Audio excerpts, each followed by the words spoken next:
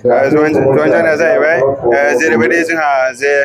सिगांनि जेरैबायदि इउपिपिएल गभर्नमेन्टआ जेरै बुंदोंमोन जेनेबा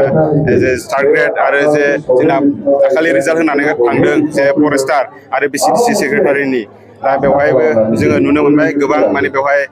ट्रान्सपारेन्सि गैया जोंनो बिसोरो नांगौ जों माबायदि जेनेबा जों एग्जाम लिरदोंमोन जों एग्जाम लिरनानै जोङो बे एग्जामाव जों माबायदि बेसेबां मार्क्स मोन्दों सोर बेसेबां जायफोर साख्रि मोननानै थांदों बिथांमोना बेसेबां जेनेबा मार्क्स काट अफ मार्क्स लानानै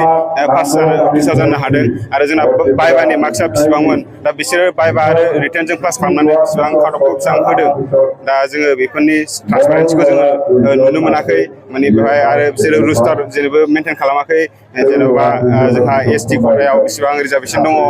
आरो जोंहा जे पिडब्लिउडिनि बेसेबां रिजार्भेसन दङ जेनेरेल रिजार्भेसना बेसेबां दङ जोङो बेखौ नुनो मोननाय जायाखै ट्रान्सपारेन्सिखौ जों नुवाखै बेनि थाखायनो जोङो बेदि करापसन मावनायाव जोङो थाला होननानै जोङो दिनै जे बिपिएफआव जगदान जानो होननानै जों सापर्ट होनो होननानै ओंखारबोनाय जादों आरो नोंथाङाबो दाख्लैसो एपइन्टमेन्ट मोननांगौ जोंथ' मोननो हानाय जायाखै नाथाय जोङो नुनो मोनदों जोंनिफ्राय बहुद खम मार्क्स मोननाय केन्डिडेटफ्रानो दिनै मोननानै थांदों खिन्थु जों बुरजा मार्क्स मोननानै जायफोर डिजार्भिं केन्डिडेटफोर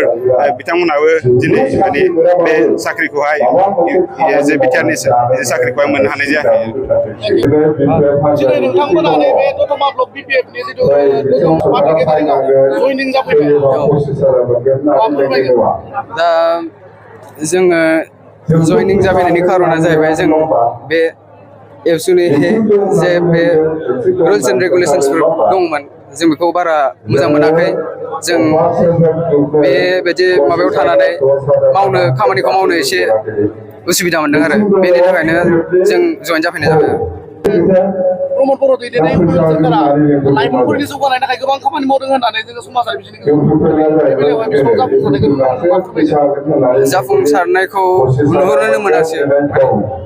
जों सेटिसफाइ जायासै आरो जोंनि रिजाल्टसफोरखौ नुनानै आरो माबायदि हाबा मावलांगोन होननानै सानो नोंथांमोना बिपिएफनि जानानै जोङो मोजां रेगुलेसनफ्रा फैफिनो बेनि थाखाय जों खामानि मावलांनो बेखौ आखायाव लायो आरो जिहेतु नोंथांमोना एबसुनिफ्राय दिनै बिपिएफआव जइन जाबाय इयुथ जेनेरेसनफोरखौ मा खालामगोन बेनोखि जोङो इयुनावहाय जोङो आवगायनो थाखाय हार्डवर्कखौ मोजाङै खालामनांगोन जोङो इयुनाव बे खुनु खामानि जायैनि बे जे केलेंकारि बुस्थु बेफोरबायदिनि सायाव बारा फोथायनानै नाङा आरो गावबागाव सेल्फ बिलिभ थानांगौ फोथायनाय थानांगौ बेनो थेंक इउ